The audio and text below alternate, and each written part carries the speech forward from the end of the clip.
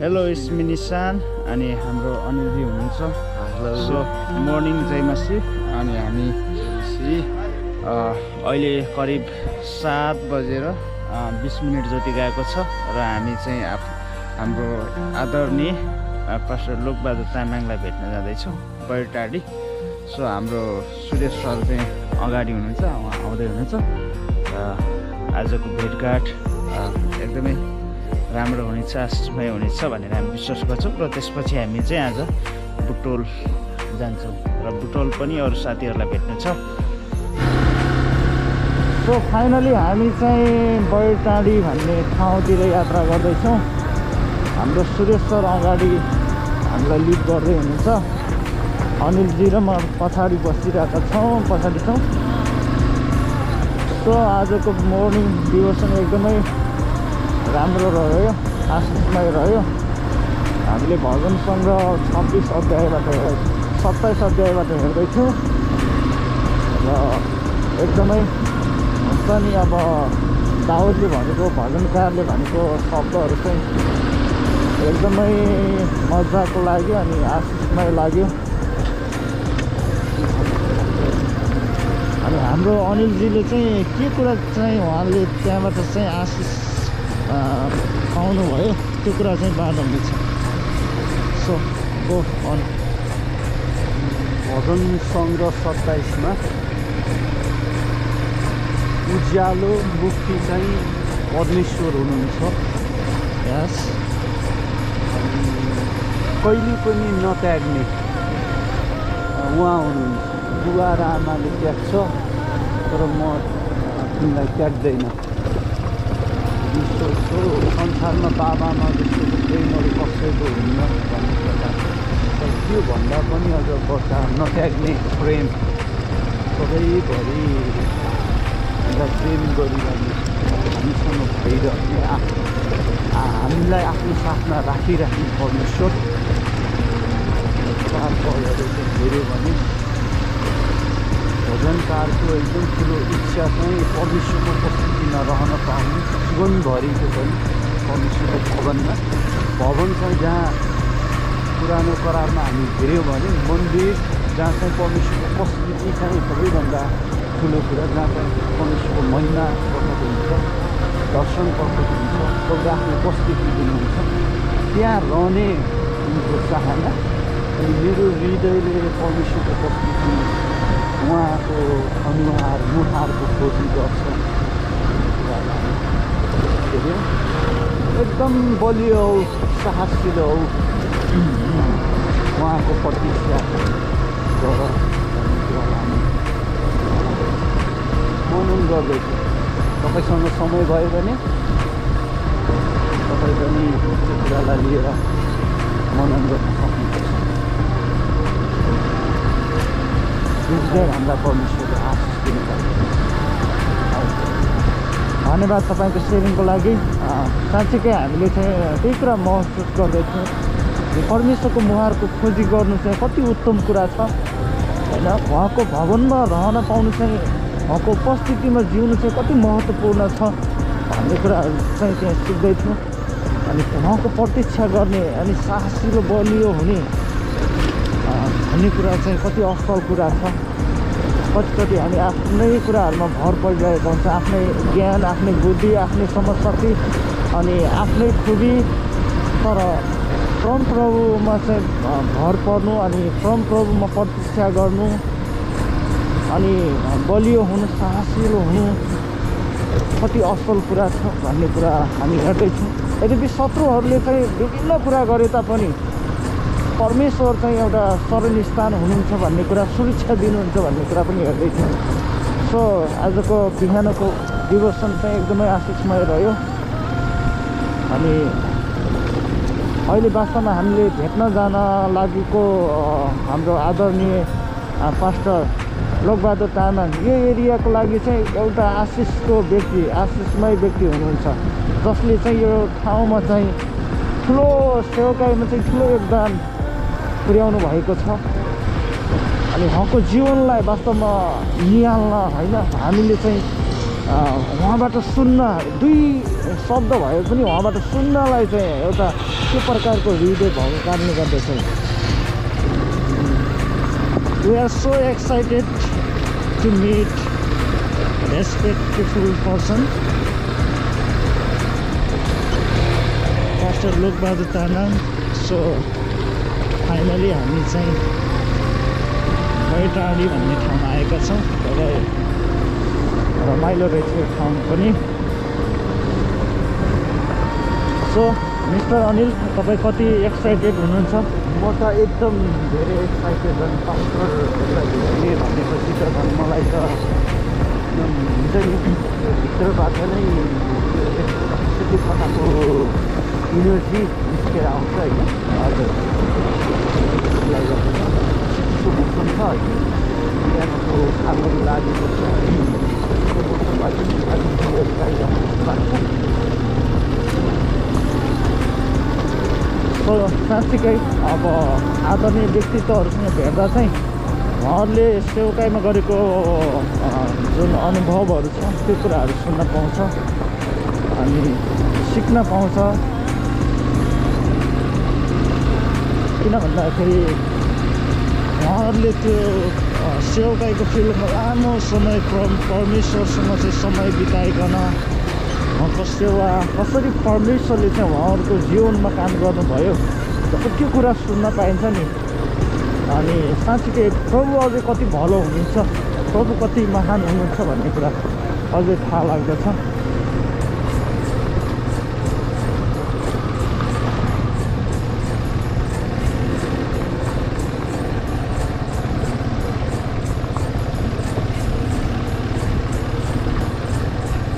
बटुलले भन्छ बटुलको सेवा गर्ने अग्र पास्टरको डोबर आदर गर्छ. हजुर, कुरा पनि हामी सम्झिन्छौँ.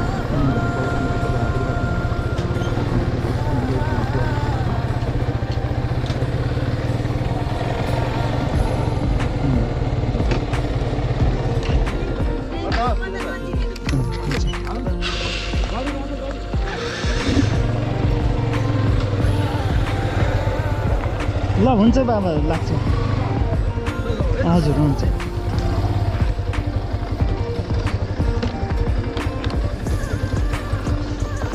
होस्.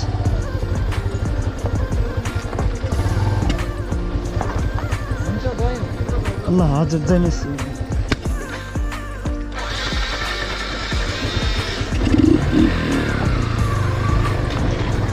सो फाइनली चाहिँ हामी अब हाम्रो आदरणीय लोकबहादुर तामाङ बाबासँग चाहिँ भेटघाट भयो.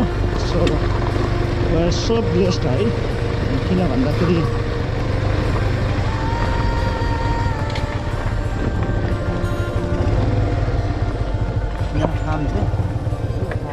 ए दाइ त आउनु भएको छैन होला. हेर्नुहोस्,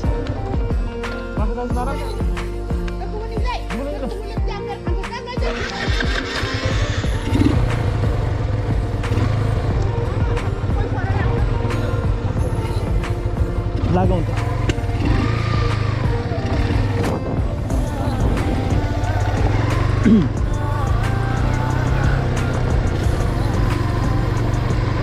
सो मैले भन्दै थिएँ कि अब परमेश्वरले चाहिँ होइन कसरी उहाँको जीवनमा काम गर्नुभयो. जब हामी परमेश्वरले चलाएको सेवकहरूको जीवनलाई हेर्दछौँ अनि त्यहाँ चाहिँ परमेश्वरकै महान कामहरू अनि महान उहाँले गरेका होइन मानिसलाई प्रयोग गरेर चाहिँ गरेको कामहरू देख्दछौँ.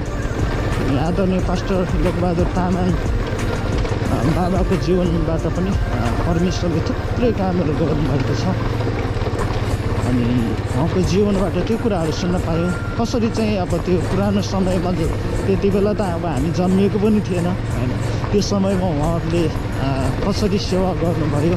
अहिलेको जस्तो गाडी मोटरहरू थिएन होइन, तर उहाँहरू पैदल यात्रा गर्दै ख्रिस्टको सुसमाचारहरू कहाँ कहाँ पुर्याउनु भयो होइन. त्यो सबै कुराहरू सुन्न पायौँ अनि एकदमै खुसी लागेको छ. सो अनिलजी, कस्तो लाग्यो तपाईँलाई? कस्तो महसुस गर्नुभयो? मलाई त जब उहाँहरूको दबाईहरू कसरी सेवाई गर्नुभयो भन्ने कुराहरू सिक्यौँ। अनि उहाँले अब धेरै सेवाई गरेको पहिलो सङ्गतहरू गरेको मानिसहरूसँगको अनुभवहरू पनि पाउनुभयो। एकदम सचेत पनि बनायो धेरै कुराहरू, धेरै व्यक्तिहरूलाई पनि चिन्न पायो होइन। यो कुराहरूबाट बस्नुपर्ने रहेछ भन्ने कुरा पनि भयो।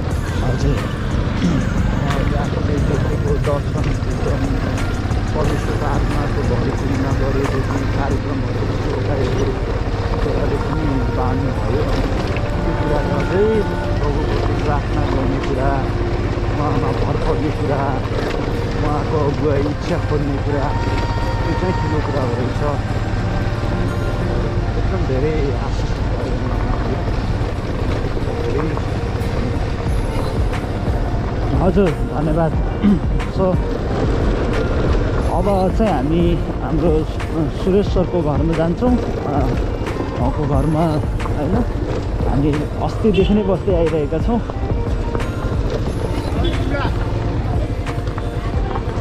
अनि खाना खाइसकेपछि चाहिँ हामी फेरि बुटोलतर्फ यात्रा गर्नेछौँ। फाइनली हामी चाहिँ बुटोल पुग्यौँ र बुटोल पुगेर पनि सृष्टि बहिनीलाई भेट गऱ्यौँ र हामी सँगै अनलाइन बिटिएच गरिरहेको कारणले गर्दा बहिनीसँग भेट भयो अनि खुसी लाग्यो।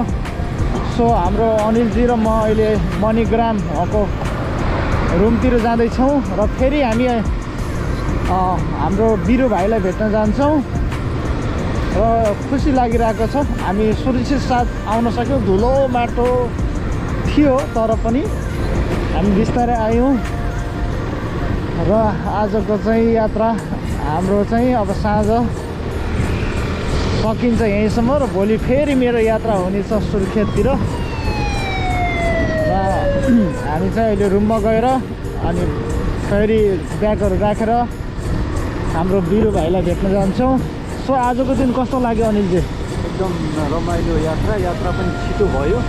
बाटोहरूको धुलोसिलो भए पनि धुलोसिलो आएर टक्कायौँ हामीले, गइहाल्यो। हजुर, बाटोमा हामीले अलिक दुःखको कुरा पनि हेऱ्यौँ। एउटा कारलाई ट्रकले हानेर बिचरा त्यो बाटो यस्तो बिग्रेको बाटो, जसले एक्सिडेन्ट भएको कुराहरू देख्नु पऱ्यो। त्यो दुःख लाग्दो कुरा।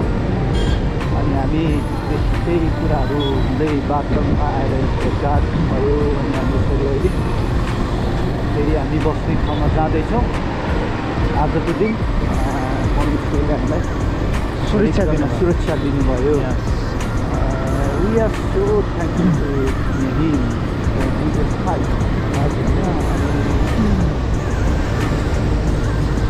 रमाइलो हुँदैछ, चिसो बढ्दैछ बुटोलतिर।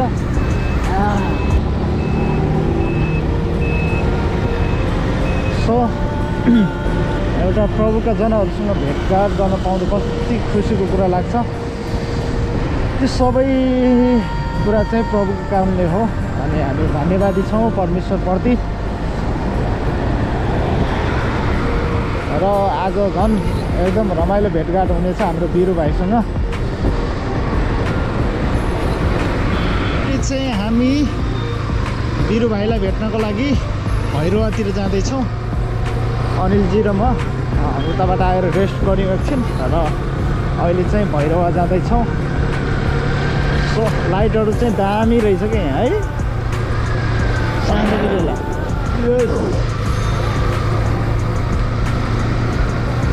मौसम छ तर गर्मी नै छ हो बुटल चाहिँ। हो नि, मिठो हावा चल्यो। मलाई चाहिँ गर्मी नै फिल भएको छ क्या, किन भन्दाखेरि गर्मी भएरै हो।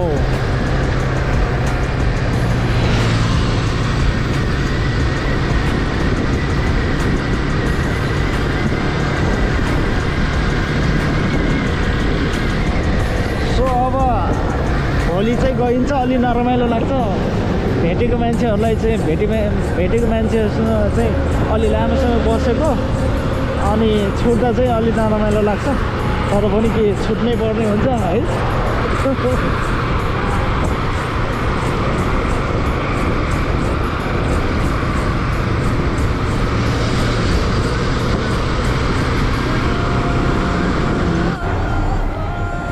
फाइनली हामी चाहिँ भैरवाको भाटपाटेनीमा छौँ र हामी चाहिँ घुम्न आएका छौँ।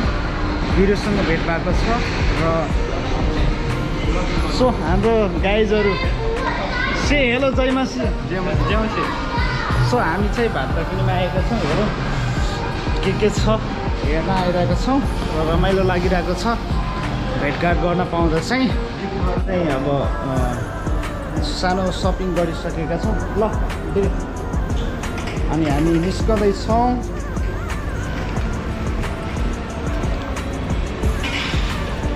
हाम्रो अनिलजी यहाँ हुनुहुन्छ। Hello hello how are you feeling?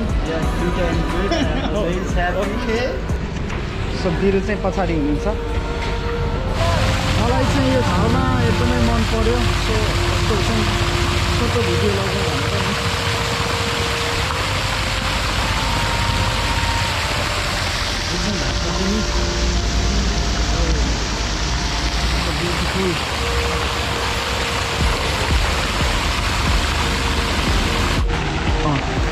ल आज चाहिँ भाटपाटेनी भैरवको भाटपाटेनीमा हाम्रो निशान दाजुसँग भेटघाट कार्यक्रममा अनि हाम्रो अनिल दाजुसँग चाहिँ भेटघाट कार्यक्रममा एकदम धेरैभन्दा धेरै खुसी भयो, खुसी मन भयो र एउटा विश्वासी भेट भएको भएर चाहिँ हामी सबैले चाहिँ परमेश्वरको बारेमा छलफल गर्न सक्यौँ होइन।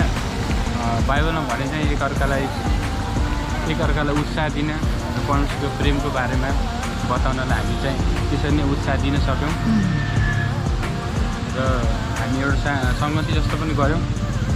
परमेश्वरको बारेमा बताउने उत्साह दिने कुराहरू गऱ्यौँ र अनि यो च्यानललाई चाहिँ सब्सक्राइब गर्न नभुल्नु होला, भिडियोलाई लाइक गर्नु होला है। अनिलजी सेयर गर्नुहोस् हाम्रो भेटघाटको अनुभव कस्तो। अनि हाम्रो अब दाजुले चाहिँ अरू बाँकी मन्तव्य दाजुले भन्नुहुनेछ। हाम्रो अनिल दाजुले मिठो मिठो खानेकुरा खायो अनि खाना फेरि प्रशस्तै त ठिकै खायो अनि यता घुम्ने फोटोहरू खिच्ने सामानहरू किन्ने अनि कुराकानीहरू गऱ्यौँ अनि डिभोसनहरू वचनहरूको कुराहरू गऱ्यौँ अनि मिनिस्ट्री कसरी गर्ने, सुसमाचारहरू कसरी सुनाउने, म्युजिकहरूबाट नन बिलिभर्सहरूको माझमा कसरी एक्सपोज हुने भन्ने कुराहरू हामी हेऱ्यौँ। धेरै छ मनमा आइडियाजहरू त टन्नै छ, इमेजिनेसनहरू टन्नै छ होइन। हामी कतिसम्म फिल्डमा आएर काम गर्न सक्छौँ त्यो चाहिँ सबैभन्दा ठुलो कुरा हो। हामी सानो सानो कुरा मात्रै बाट भए पनि स्टार्ट गऱ्यो भने त्यो ठुलो कुरा चाहिँ हो जस्तो लाग्छ मलाई चाहिँ। Let's do that together for the glory of God.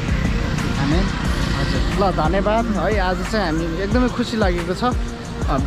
विशेष गरी बिरु भाइ अब हाम्रो अनिलजीसँग त भेट भइरहेको थियो तर बिरु भाइसँग चाहिँ हाम्रो चिनजान कमसेकम 7-8 वर्ष अगाडिदेखिको हो र धेरैचोटि चाहिँ हामी भेट गर्ने। भाइको युट्युब च्यानल पनि बताइदिने। हाम्रो चाहिँ हाम्रो विशेष बिरु भाइले चाहिँ मेरो युट्युब च्यानल चाहिँ म आफै भन्नुपर्ला। ल भन्नुहोस्। मेरो युट्युब च्यानल चाहिँ यसो प्रेमी नेपाली वर्सिप कड हो। त्यसमा तपाईँले भजनहरूको कडहरू कभरसँगहरू भेटाउनुहुन्छ, गएर चेक गर्न पनि सक्नुहुन्छ।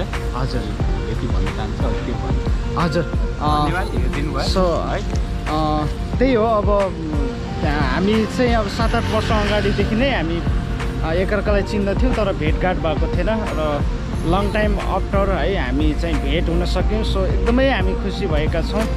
अनि भाइले चाहिँ राम्रो म्युजिसियन हुनुहुन्छ, उहाँले राम्रो गिटार अनि किबोर्ड बजाउनुहुन्छ, साथै गीतहरूको कडहरू पनि राख्नुहुन्छ। तपाईँले चाहिँ गीतहरूको कडहरू चाहिँ उहाँको च्यानलमा तपाईँले थाहा गर्न सक्नुहुन्छ। सो अब एकअर्कालाई यही उत्साह हो अनि यसरी नै एकअर्कालाई प्रेम गर्न सकौँ, यसरी नै प्रभुको राज्य विस्तार गर्न सकौँ र हामीले चिन्यौँ र अरूहरूलाई पनि प्रभु चिनाउन सकौँ भन्ने हो। हुन्छ आजको भ्लगलाई चाहिँ हामी यही राख्दछौँ। धन्यवाद जसले हेर्नुभयो। Thank you. जय मसी।